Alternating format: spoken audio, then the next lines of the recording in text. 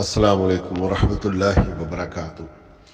خوارج کے بارے میں جو ہمارا عقیدہ ہونا چاہیے نا، جس طرح حضرت علی کرم اللہ وجہہ نے انہیں ڈیل کیا۔ دیکھیں، کوئی انسان کہتا ہے نا لا الہ الا اللہ محمد الرسول اللہ وہو مسلم، من استقبل قبلاتنا واقول ذباحنا وہو مسلم، ہے وہ مسلم آئیڈینٹی سے ہم اسے پھر خارج نہیں کر سکتے۔ پھر اس کی تشریح میں وہ نبی علیہ الصلوۃ والسلام کو اللہ کا آخری نبی مانتا ہے، وہ اللہ کی کتاب کو اللہ کی کتاب مانتا ہے، اللہ کو وحدہ لا شریک مانتا ہے، قبلے کی منہ طرف کر کے نماز پڑھتا ہے، اور وہ مسلمان ہی کنسیڈر ہوگا۔ اب حضرت علی کرم اللہ وجہہ کو یہ جو خوارج تھے انہیں دھوکہ لگا، وہ گمراہ ہوئے، وہ حضرت علی کرم اللہ وجہہ کے اوپر تکفیر بھی کرنے لگے، قتال بھی کرنے لگے۔ اس وجہ سے وہ دار اسلام سے خارج نہیں ہو گئے۔ یہ بات سمجھنے کی ہے، علماء کرام ان باتوں کو سمجھتے ہیں، عوام الناس بس خارجی خارجی کہہ کے انہیں کافر قرار دے دیتی ہے۔ وہ جو خوارج تھے نا، وہ نبی علیہ الصلوۃ والسلام کو اللہ کا آخری نبی مانتے تھے، وہ قرآن کو اللہ کی کتاب اور اللہ کو وحدہ لا شریک بھی مانتے تھے، اور وہ اس حد تک مواحد اور عبادت گزار اور دینی معاملات میں اتنے سخت ہوئے کہ حضرت علی کے ایک فیصلے کو نہ مانتے ہوئے انہوں نے یہاں تک قرآن کی آیت سے مبالغہ کر کر گمراہ ہو گئے کہ جس میں قرآن پاک میں انہوں نے کہا ان الحکم الا للہ، حکم تو صرف اللہ ہی ہے۔ تو علی نے جو حکم مقرر کیا ایک بندہ اپنی طرف سے، اور معاویہ نے بھی کیا، حکمین مقرر کیے، تو قرآن کی آیت کا انکار کرتے ہوئے یہ دونوں کافر ہو گئے۔ اور وہ کہتے تھے معاویہ تو واجب القتل ہے، معاویہ کو قتل کرو، معاویہ سے مذاکرات کیوں کیے آپ نے؟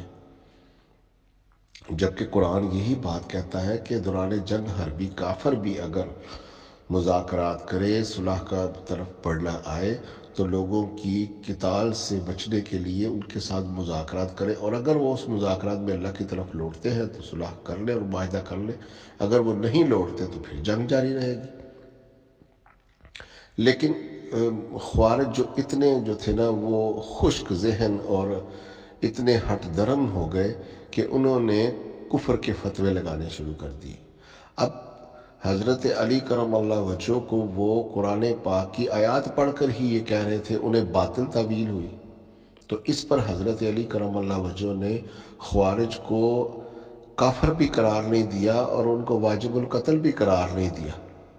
ان باتوں کی وجہ سے وہ حضرت علی کو دوران خطبہ مسجد میں آ کر وہ بیٹھتے تھے، حضرت علی نے ان کا بیت المال سے وظیفہ بھی بند نہیں کیا، اور دوران خطبہ وہ حضرت علی کو کھڑے ہو کر کہتے تھے کہ تو غلط ہے، تو کافر ہو گیا ہے۔ یہ وہ تنقید بہت زیادہ کرتے تھے حضرت علی پر۔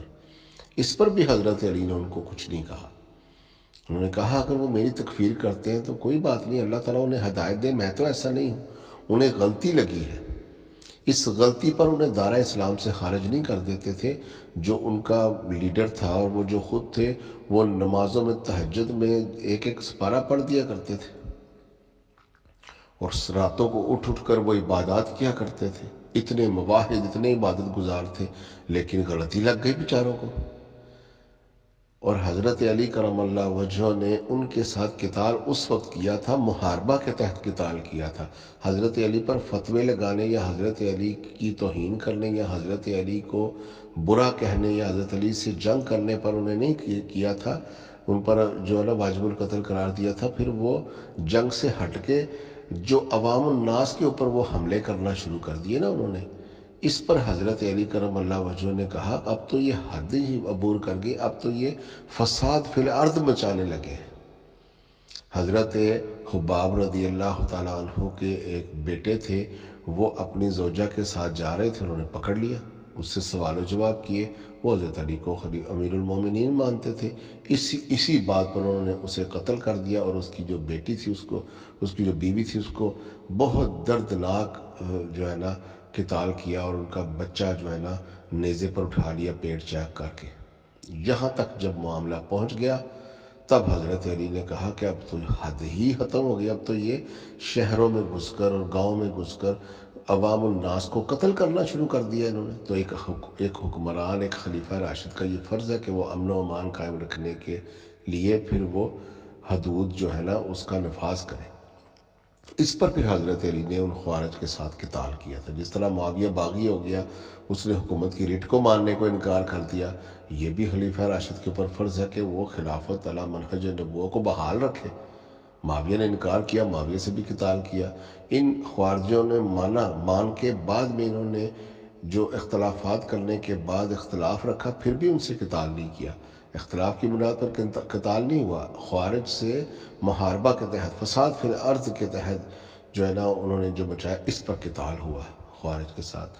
تو خوارج جو تھے ان کو مسلمان ہی کنسیڈر کیا گیا تھا، لیکن جس قسم کے وہ مسلمان تھے وہ سامنے آ گیا کہ زمین پر، اللہ کی زمین پر اگر انسانوں کو اس طرح قتل کریں گے تو پھر ان کے ساتھ یہی ہوگا. جس طرح یہ طالبان میں سے کچھ لوگ دہشت گرد ہو گئے، بم دھماکہ عوام الناس کو کر کے مارنے لگے، تو پھر ان کو جن کو پکڑا پھر ان کو پھانسیاں دی. تو اس قانون کے تحت حضرت علی نے ان کے ساتھ یہ معاملہ کیا تھا. وہ بالعقائد وہ مسلمان ہی کنسیڈر ہوتے تھے اور وہ مسلمان ہی تھے.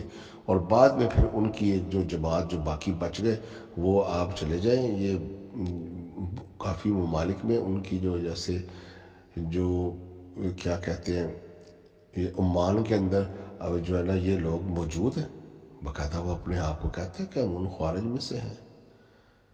تو وہ باقاعدہ ان کی جو ہے نا وہ تنظیم ہے، اور بہت بڑے عبادت گزار اور بہت بڑے متقی پرہیزگار. لیکن جب معاملات غلط ہو جاتے ہیں تو انسان غلطیوں پر نکل جاتا ہے. اب آپ دیکھیں نا پاکستان میں بھی یہ جو ہمارے بریلوی حضرات ہیں، کتنے اللہ کے نبی کے چاہنے والے ہیں، کتنے اللہ کے نبی سے محبت کرنے کے دعوے کرتے ہیں، لیکن مزاروں پر جا کر ان کی ساری توحید ہی ختم ہو جاتی ہے. اور یہ ہمارے دیوبندی کتنے یہ نبی علیہ الصلوۃ والسلام کو ماننے والے اور محبت کرنے والے اور اللہ کے دین کی خاطر یہ نکل جاتے ہیں بیابانوں میں بھی اور تبلیغ کرتے پھرتے ہیں، لیکن جب ان کے اکابرین کے اقوال ٹکرا جاتے ہیں حدیث رسول اللہ سے تو یہ اکابرین کو پکڑ لیتے ہیں. اور ہمارے اہل حدیث کتنے بڑے مواحد ہیں، جب ان کے سامنے اہل بیت کی بات آتی ہے تو یہ اہل بیت کے دشمنوں کے ساتھ بیٹھ جاتے ہیں اور معاویہ کو ایک نیکی بانٹتے ہیں رسول اللہ کی اولاد سے قتال کرنے پر. یزید کو رضی اللہ کہتے ہیں، حضرت حسین نے اس کے خلاف جو ہے نا نکل آئے اور نہیں بیعت کی تو یہ یزید کو رضی اللہ کہنا شروع کر دیتے ہیں. تو یہ ان کو مغالطے ہی لگتے ہیں نا بیچاروں کو، لیکن ان کی توحید میں، ان کی محبت رسول اللہ میں، سنت سے محبتوں میں ہم کوئی شک بھی نہیں کرتے. لیکن جب ان کو بیچاروں کو جب غلط تعویلات سامنے آ جاتی ہے تو گمراہ ہو جاتے ہیں. خوارج کا بھی یہی حال تھا، اس لیے خوارج کو بھی مسلمان ہی کنسیڈر کیا گیا ہے، غیر مسلم نہیں کہتے تھے حضرت علی انہیں. ہمارے بھائی تھے، بگوڑے ہو گئے ہم سے. تو اخوان فی الدین وہم بغاؤنا، دین میں ہمارے بھائی ہی ہیں لیکن انہوں نے ہم سے بغاوت کی، قتل و غارت گری کی، فساد فی الارض مچایا. تو اس کا پھر جو ہے نا ایک ایز اے خلیفہ راشد، as a statesman, as a حکمران، حکومت کی ریٹ کو بھی بحال کرنا ہوگا اور انصاف بھی کرنا ہوگا. تو اس لیے ان کے ساتھ قتال ہوا. اب حضرت معاویہ سے قتال ہوا تو معاویہ کافر تو نہیں ہو گیا، تو خوارج سے بھی وہی قتال ہوا تو وہ خوارج کیسے کافر ہو گئے؟ تو یہ چیز ہمیں سوچنی پڑے گی. ایک دین سے خارج ہو جانا اور بات ہے، ایک وہ خارج ہوئے وہ حضرت علی کے نظریے سے خارج ہو کر، ان کی فوج سے خارج ہو کر انہوں نے الگ سے اپنا ایک جو ہے نا جتھا بنا لیا، اور اس جتھا بنانے پر بھی حضرت علی نے ان کو قتل نہیں کیا. قتل جس وجہ سے کیا وہ میں نے بیان کر دیا. تو لہٰذا یہ بات خوارج ہو گئے ختم، چلے گئے دنیا سے. اب پاکستان میں تو معاویائی اور یزیدی موجود ہے نا، ہمیں ان کے متعلق سوچنا چاہیے کہ ہمارا کوئی بھائی، ہمارا کوئی جو ہے نا چاہنے والا یزیدی نہ ہو جائے اور مروانی نہ ہو جائے. خوارج تو ہے ہی نہیں پاکستان میں، تو خارجی کسی نے کیا ہونا ہے؟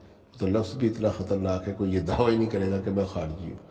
اب لوگ معاویائی بنے ہوئے ہیں، یزیدی بنے، کہتے ہیں یزیدی ہیں، یزید کو لاکھوں کے مجمع میں رضی اللہ اور زندہ باد امیر یزید کے نعرے لگاتے ہیں. معاویہ بن سفیان حق پر ہے، اس پر مناظرے کرتے ہیں. تو ایسے لوگوں میں بھرتی نہ ہو جائے ہم لوگ. خوارج کی کیا اوقات ہے، وہ آئے ختم ہوئے چلے گئے، اس پر ہمیں اپنا وقت بھی ضائع نہیں کرنا چاہیے. السلام علیکم ورحمۃ اللہ.